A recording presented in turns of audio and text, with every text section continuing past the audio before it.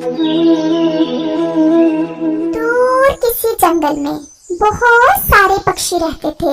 उन दिनों उस जंगल में बहुत ज्यादा दाना पानी था, इसलिए किसी भी पक्षी को दाने और पानी की कोई चिंता नहीं थी। हर कोई अपनी ही मौज मस्तियों में लगा हुआ था। धूप अच्छी निकली हुई थी। सब पक्षी एक पेड़ पर बैठे हुए थे। वहाँ पर एक कौवी आ जाती है। नमस्ते पक्षियों, तुम कौन हो?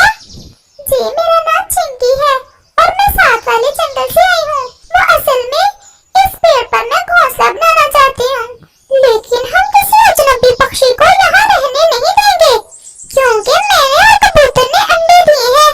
मैं अजनबी नहीं हूँ, मैं गोरी कौवी जो इसी जंगल में रहती है, वही जिसके पति का नाम कालू है, की सहेली हूँ।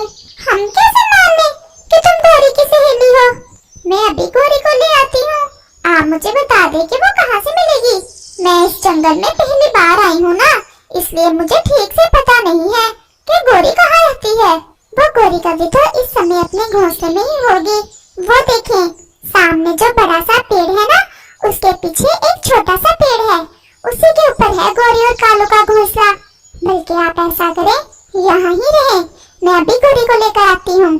और रानो चिड़िया गोरी कौवी को लेने चली जाती है। गोरी, तुम मेरे साथ चलो, मैं तुम्हें लेने आई हूँ। कहाँ चलो तुम्हारे साथ? मुझे नींद आने ही लगी थी कि तुम आ गई। किसी के घर ठीक समय पर ही जाते हैं, जब दिल किया मुंह उठाकर किसी के घर नहीं चले जाते। और मैं अभी तुम्हारे साथ कहीं भी नहीं जा सकती। एक तो मुझे नींद आ रही है और दूसरा कालू भी नहीं है घोंसले में। मेरे घोंसले में ढेर सारा भोजन पड़ा है, मैं नहीं चाहती कि कोई मेरा भोजन चुरा कर ले जाए। गोरी, हमारे जंगल में कोई चोर नहीं है सवाए। खामोश क्यों हो गई? कौन चोर है? वो पता नहीं कौन है। गोरी, तुम भी किन बातों को लेकर बैठ गई हो?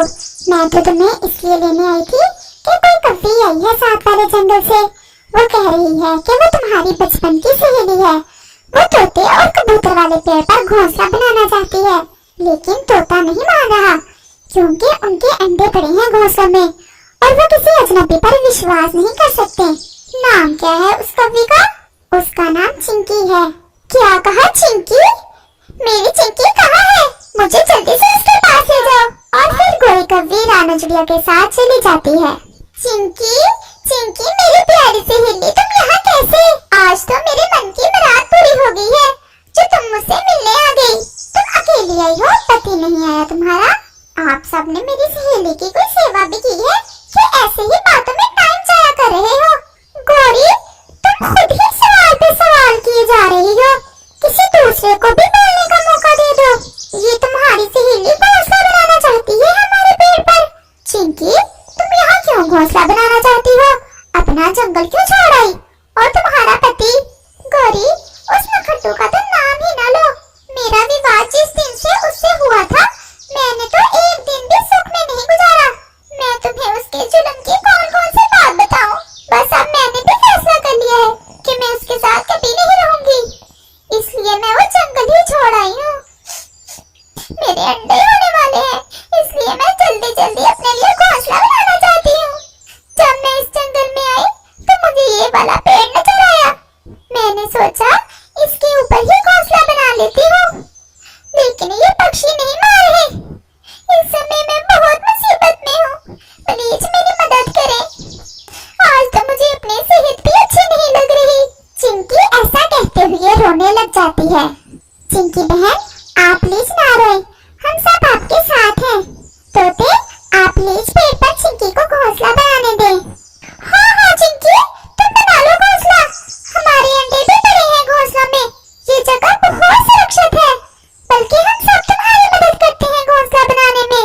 चिंकी, मुझे तो तुम्हारा रंग भी पीला पीला लग रहा है और कमजोर भी कितनी ज्यादा लग रही हो। रानो, तुम तोते और कबूतर को साथ लेकर चिंकी के लिए घोंसला बना दो। मैं इसे लेकर तुम्हारे घोंसले में बैठ जाती हूँ और इसका ख्याल रखती हूँ।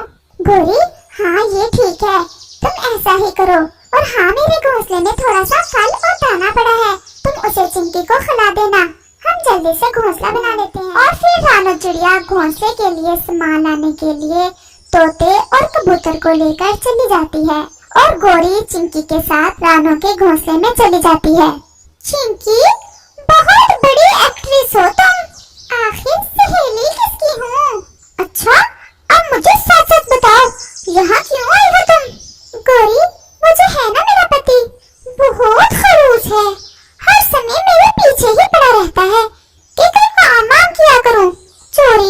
करो, घोंसले की मरम्मत में मेरी मदद करो। मुझसे नहीं होते ऐसे काम, इसलिए मैं उसे ही छोड़ आई हूँ। लेकिन मेरे अंडे भी होने वाले हैं और मुझे किसी ऐसे सुरक्षित पेड़ की तलाश थी यहाँ पहले से पक्षियों ने अंडे दिए हों, ताकि मेरे अंडे भी सुरक्षित रहें। जब मैं इस जंगल में आई तो मुझे ये वाला पेड़ नजर आया, तो मैंने दिल में ठान ली कि घोंसला तो इसी पेड़ पर बनाऊंगी। वैसे गोरी, तुम्हारे जंगल के पक्षी है बहुत अच्छे और मासूम, कैसे मेरी बातों में आ गए? तुम्हारी तो वैसे बड़ी मौजें होंगी इस जंगल में। हाँ चिंकी, मेरी बड़ी मौजें हैं।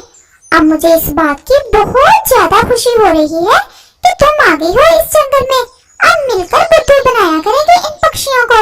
ऐसा कहकर वो दोनों जोर जोर से हंसती हैं। दूसरी तरफ रानो चिड़िया, कबूतर और तोता चिंकी के लिए बहुत अच्छा और मजबूत घोंसला बना देते हैं।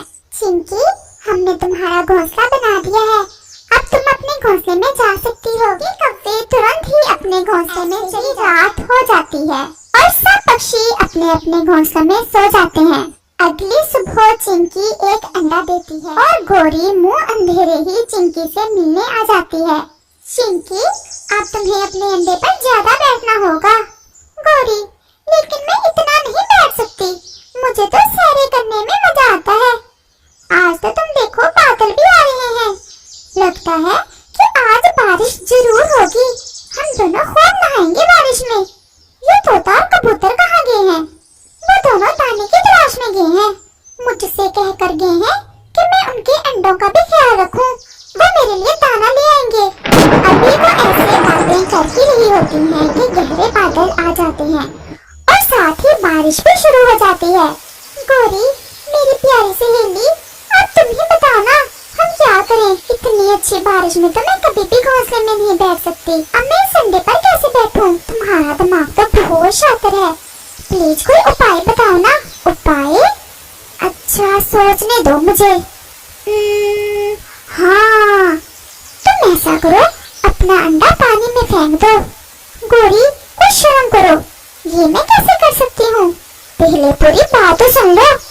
हम ऐसा करते हैं कि तुम्हारा अंडा, कबूतर का अंडा और तोते का अंडा एक साथ ही पानी में फेंक देते हैं और तुम्हारे अंडे पर निशान लगा देते हैं।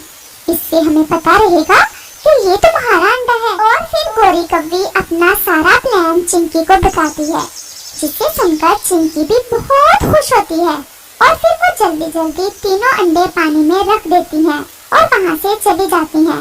तोता और कबूतर जैसे ही वापस आते हैं, अपने अंडों को नीचे पड़ा देख बहुत परेशान होते हैं। ये हमारे अंडे नीचे कैसे गिर गए? आज तो सिर्फ हल्की हल्की बारिश हो रही है, कोई हवा तक नहीं चल रही, फिर ऐसे कैसे हो गया? और ये चिक्की कहाँ चली गई है? कबूतर भी बहुत परेशान था। चिंकी और गोरी भी वहाँ आ जाती हैं।